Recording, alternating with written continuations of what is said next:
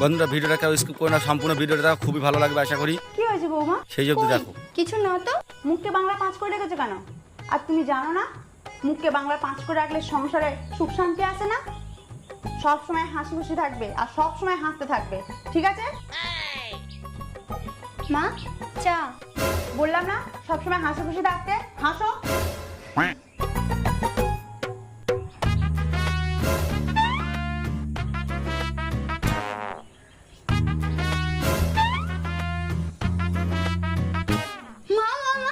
আপনার কাকিমা মারা গেছে।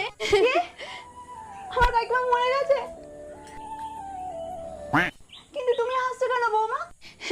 কেন মা, আপনিই তো বলেছিলেন যে হাসি খুশি থাকলে সংসারে সুখ শান্তি আসে।